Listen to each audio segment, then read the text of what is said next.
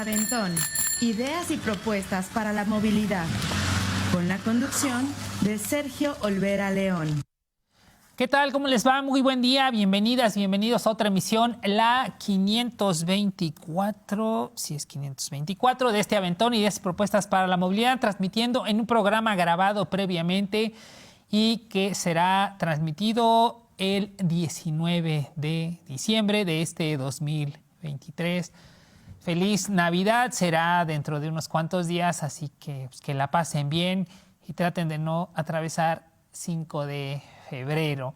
Gracias a quienes nos ven y nos escuchan por los diversos canales de comunicación que tiene a su disposición nuestra Universidad Autónoma de Querétaro. Hoy estamos, repito, en este programa grabado, haciéndolo desde el foro de televisión de la Facultad de Ciencias Políticas y Sociales aquí de nuestra universidad. Si alguien quiere compartir un mensaje, lo leeremos hasta el 9 de enero, si mal no recuerdo, o en la primera emisión que tengamos en enero en vivo. Pero de cualquier manera, hay alguien ahorita en la cabina de Radio Universidad, 442-344-1404, y también gracias a las personas que hacen posible esta emisión aquí en Ciencias Políticas en la facultad, gracias a Israel Araujo, Carlos Bravo, Alberto Espinosa, aquí en las cámaras Saraí Luján, Arturo Arteaga, y gracias también a nuestro coproductor Emanuel Villagrán. Y pues hoy tenemos acá una invitada muy especial, la doctora Rocío González, que acaba de publicar un libro. Ella ya ahorita es un libro colaborativo y ella tiene ahí una participación. Me llamó muchísimo la atención. ¿Qué pasa continuamente no solo en Querétaro? Es como un asunto de México y de Latinoamérica. Hay una protesta social e invaden una vialidad grande e importante y llega la autoridad a desalojarla porque dicen, sí, manifiéstense, pero no hay que afectar a terceros. David Álvarez, en Diario de Querétaro, el pasado 10 de junio de 2022, en el cintillo de esta nota, policías recuperan Avenida 5 de Febrero tras bloqueo. Había manifestantes foráneos y eso también llama la atención. Los queretanos no se manifiestan, sí son otra vez los de fueras. En Querétaro nadie está por encima de la ley, dijo la secretaria de Gobierno Guadalupe Murguía Gutiérrez luego de la liberación de la avenida 5 de Febrero bloqueada por manifestantes frente a la Comisión Estatal de Aguas en protesta contra la llamada Ley de Aguas. Mediante comunicado, Murguía advirtió sobre el operativo que se tiene todo un protocolo, esto es, palabras de la funcionaria, se tiene todo un protocolo para atender estas circunstancias, es decir, no el uso excesivo de la fuerza.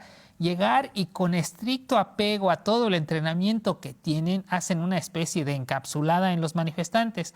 En un primer momento hubo confrontación, resistencia, empujones por parte de las personas que estaban ahí.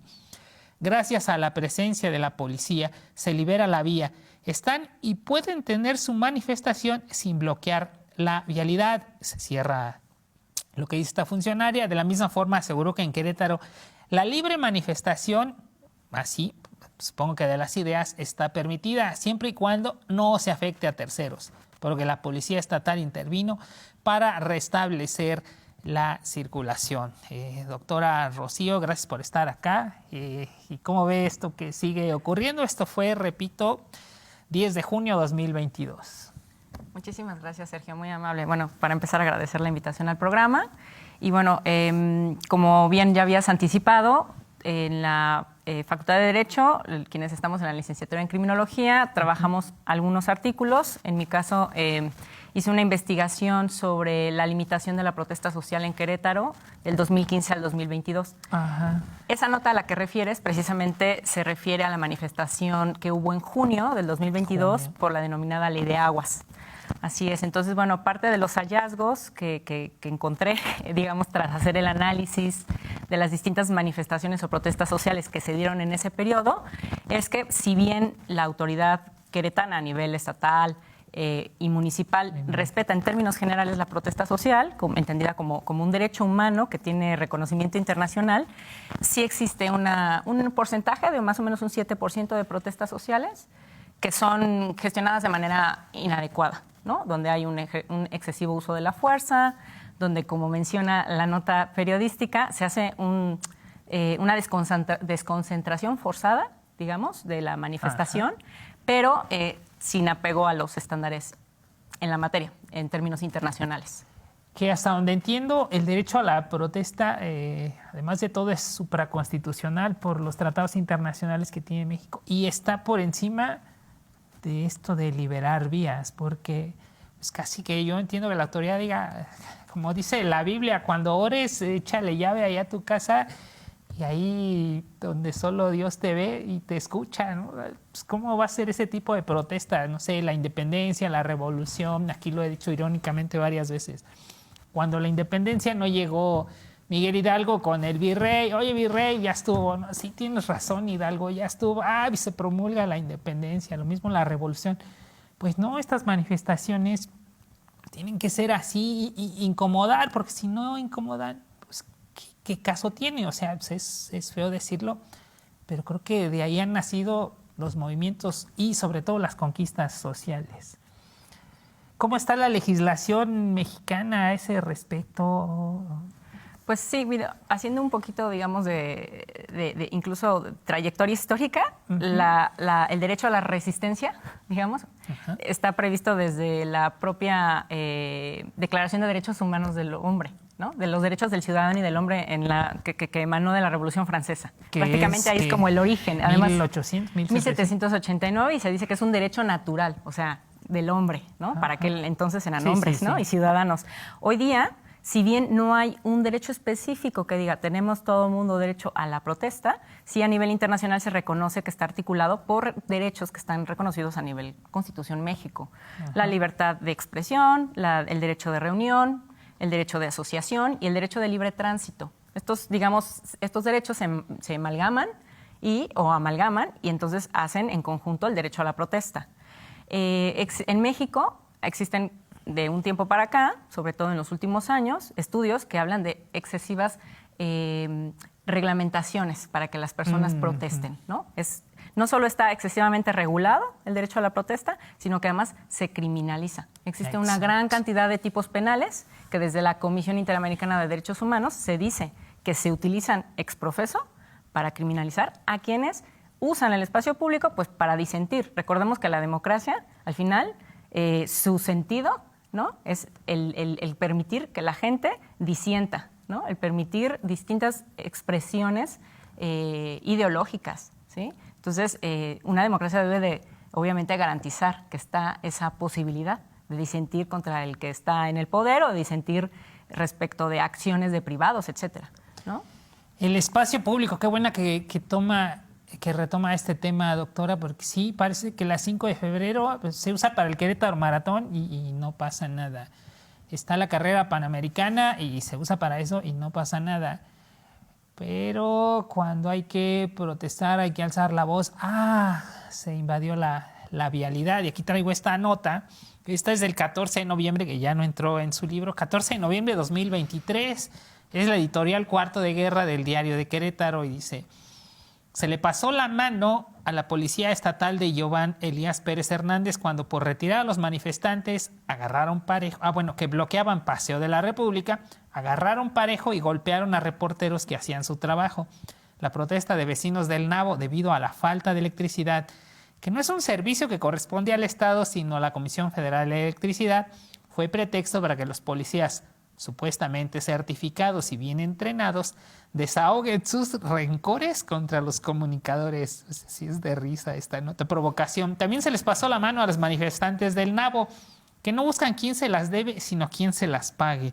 El suministro de electricidad es labor federal, específicamente de la Comisión Federal, pero garantizar el tránsito en Paseo de la República ante una nueva ausencia de la Guardia Nacional recae en el gobierno estatal, que sí tomó la decisión y actuó.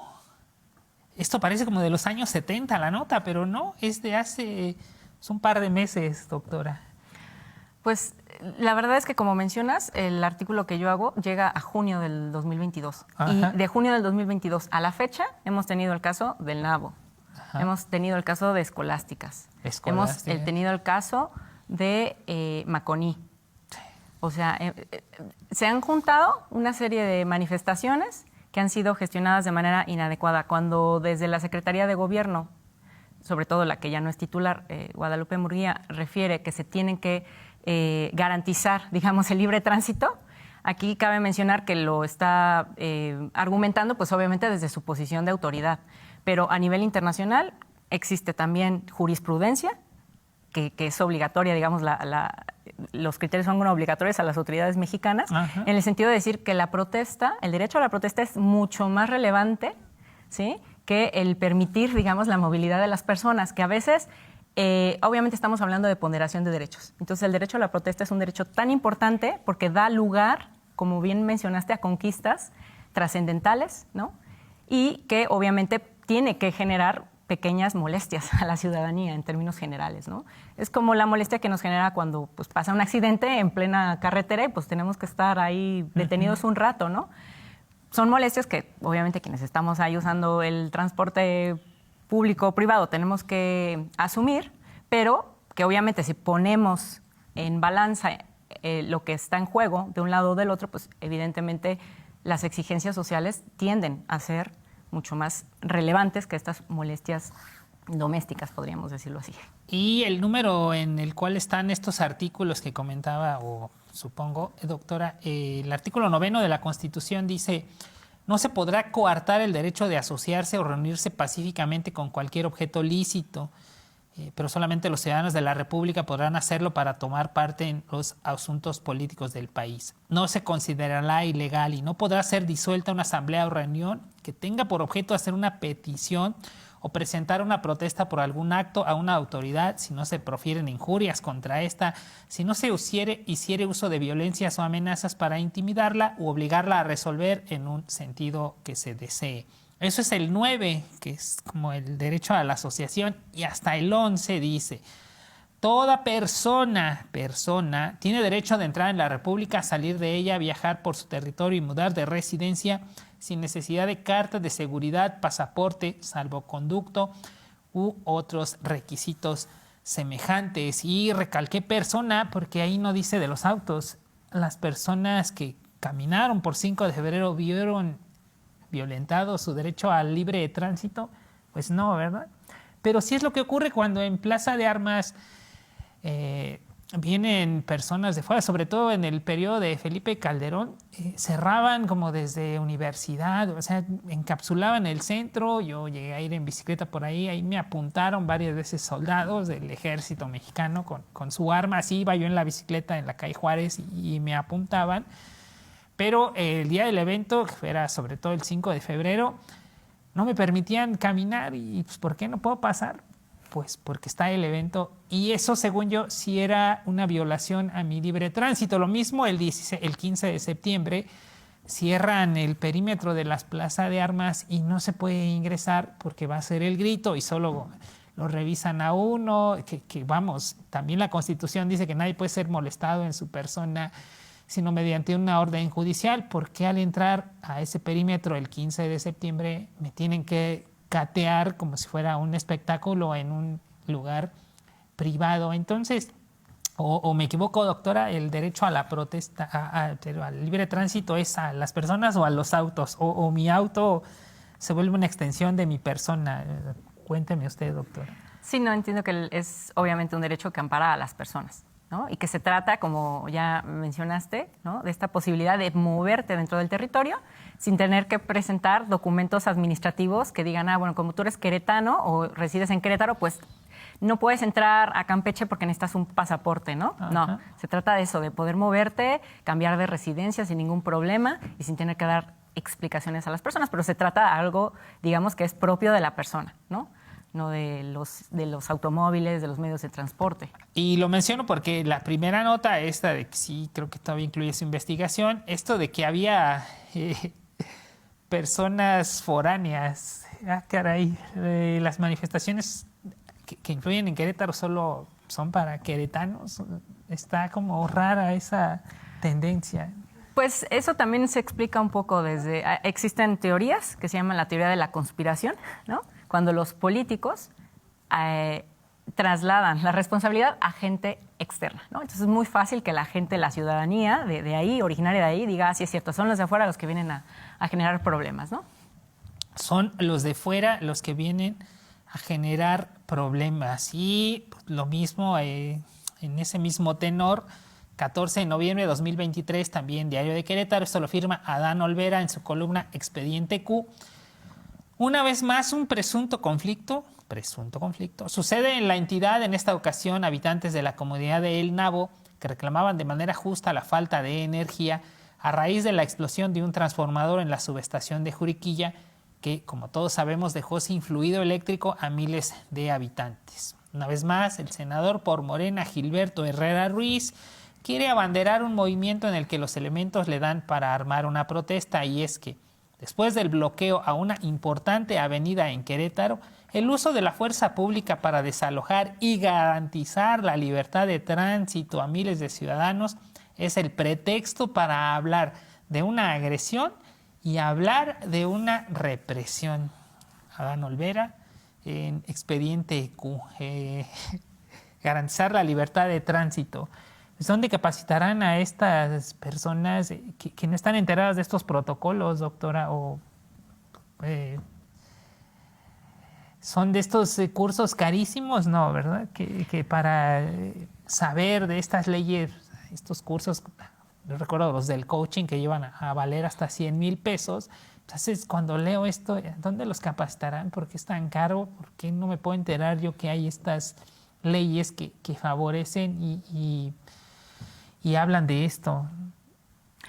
Pues bueno, definitivamente hacen falta protocolos de actuación en temas de gestión de protestas. Debe mencionarse que Ciudad de México, hasta hace muy poco, comenzó a tener su propio protocolo. Y vamos, que Ciudad de México es como, obviamente, un ejemplo que se cuece aparte por la gran cantidad de expresiones y manifestaciones que se dan ahí, claro. Pero hasta hace muy poco se cuentan con protocolos y que fueron construidos relativamente, digamos, de manera colaborativa. Querétaro no cuenta con protocolos, aunque la exsecretaria de Gobierno lo diga así. Por ejemplo, ella menciona, de las notas que referiste, sobre el tema del encapsulamiento. El encapsulamiento está también prohibido, porque el encapsulamiento justo lo que hace es impedir que la gente se movilice, ¿sí? Esta idea de yo voy a protestar y me quiero mover a lo largo de una avenida, pues justo el que me encapsulen constituye en realidad una privación temporal de libertad. Me están restringiendo el movimiento. Y eso hasta tribunales internacionales como la Corte Europea de Derechos Humanos dice que eso obviamente es una violación a los derechos humanos. Violación a los derechos humanos. Vemos estas protestas a favor de Palestina y son ríos de personas y no están ahí las policías, a pesar de que son pues las derechas las que gobiernan, ¿no? De Francia, no podemos decir que sea un gobierno de izquierda. Alemania como que sí, pero igual, bueno, prohibió las protestas, pero igual salió a la calle a decir, pues, paren este genocidio. Y me llamó la atención esto de Ciudad de México, porque hace cuánto que gobierna la izquierda y me dice sorprendido de que hasta hace muy poco tienen estos protocolos de actuación policial. Que sobre todo pues, en estas manifestaciones siempre se quejan del 8M, por citar uno, ¿no? que es famoso. Y que incluso hay mujeres policías que mandan y que, bueno, están las quejas y demás. Cuéntenos un poco de su libro. ¿Cómo se llama este libro, doctora? Bueno, pues es un libro que coordina Ilitia Guevara Hernández y maestro Emilio Paulín Larracoechea. Bueno, es como bien mencioné anteriormente, se nutre de varias colaboraciones de profesores y profesoras de la licenciatura en criminología. Ajá. Con distintas temáticas muy diferentes, pero la idea es abordar temas emergentes de la criminología. ¿Es de aquí de la Universidad Autónoma? Es Tirant Lo Blanche con también sello de la UAC. ¿Y de qué habla su artículo, doctora? Porque yo lo leí y me pareció mucho, me llamó la atención este derecho a la movilidad, pero pues, usted que lo hizo, cuéntenos un poquito. Pues sí, como te comentaba al principio, me interesó saber cómo se limita la protesta como derecho humano en el estado de Querétaro. Hay muy pocas investigaciones empíricas. En el caso de Querétaro realmente no hay mucho. Entonces yo, por cuestiones pragmáticas, quise centrarme en un periodo, en lo más reciente. Me hubiese encantado irme más hacia atrás, pero también soy la única que lo realizaba. Entonces me fijé como objetivo eso, identificar qué autoridades son las que han incurrido en mayor, digamos, violación de derechos humanos. Y, por supuesto, ¿qué personajes son los que han sufrido más esas violaciones? Esas violaciones. Sí, yo recuerdo haber participado, bueno, no recuerdo, yo participé en otro libro que se llama La cara sucia de la justicia, coordinado por Agustín Escobar, donde pues, hablamos de varias de estas actuaciones de la policía, donde pues, coloquialmente se dice se les pasa la mano. Y ahí hablaban esta del 5 de febrero, ya no recuerdo de qué año, cuando Ernesto Zedillo y que encerraron por muchos años a Sergio Jerónimo. El maestro Sánchez, Jerónimo. Ajá, que es continuamente mencionado, lo mencionan en los medios y no, ya si está Sergio Jerónimo, ya la protesta no vale, porque no, siempre anda buscando cuando, híjole, pues no sé, porque no traigo las notas, pero en algunas sí mencionaban este nombre y también de Jerónimo Gurrola, si aparecen ellos, ya como que es un decir, nada, la protesta ya no sirve, protestan porque les gusta andar en la calle y es como también extraño, yo no sé si eso sea violatorio también de los derechos humanos. Por supuesto, el caso del maestro Jerónimo salió incluso en el periodo que yo estudié, porque fue detenido arbitrariamente, estaba, digamos, en un plantón, en un espacio público, llegó, incluso hay videos, llega la fuerza pública y se lo lleva. No había ninguna razón por la que lo detuvieran, al menos decían que estaba afectando el orden, en ese momento no hay nada que lo evidencie y bueno, es una persona que ha sufrido criminalización por protestar, históricamente. Históricamente, sí, es un histórico en Querétaro de ese asunto de la protesta social y pues vale la pena conocerlo. No sé si, bueno, este libro a mí me lo mostró la doctora Mónica Moreno, yo no sé si esté a la venta aún, supongo que sí, pero supongo que quizás el año que entra y me daré a la tarea de eso, porque creo que todavía no está muy a la venta, doctora. ¿Sí? ¿O sí se puede conseguir? Sí, se puede conseguir directamente en la página web de Tirant Lo Blanche, tanto en versión, digamos, para leerlo en la nube, como en versión física. Se puede leer en la nube. Así ¿Y el título del libro, doctora? Sí, con gusto. Temas emergentes de la criminología, nuevas aproximaciones a viejos problemas. ¿Que son cuántos artículos? Como 7, 8, ¿no? Sí, si no mal recuerdo son 7. Y viene, digamos, de todo, desde el tema de los retos de la criminología en la era digital, violencia de género, las pandillas en la zona de Lomas de Casablanca, victimología, migración y acceso a la justicia. Son siete justicia. artículos. Es que bueno que la Universidad Autónoma de Querétaro sirva para esto, es otro de sus pilares, no solo la educación, sino también la investigación y la extensión, y qué bueno que hay estos, porque pues creo que si nos vamos a las fuentes hemerográficas vamos a encontrar cosas como esta, ¿no? Se desalojó y qué bueno que lo hizo nuestra policía, porque la federal, tanto la CFE como la Guardia Nacional, pues como que brillan por su ausencia, o es el mensaje que nos quieren dar. Ya casi terminamos, doctora. ¿Algo con lo que quiera usted concluir? Pues nada, yo creo que concluir con que es necesario abordar el tema, por supuesto. Vemos que cada vez hay más ebullición social. Hemos visto muchos casos de gestión anómala de la protesta en los últimos meses, entonces es evidente que es un tema que va a seguir dando de qué hablar. Y yo diría conocer nuestros derechos, porque yo no he escuchado una autoridad que haya hablado de esto, del derecho a la protesta, y es algo que está consagrado en la Constitución y en los tratados internacionales que México ha firmado como país. Doctora, muchas gracias por habernos acompañado. Gracias también a quienes nos ven y nos escuchan.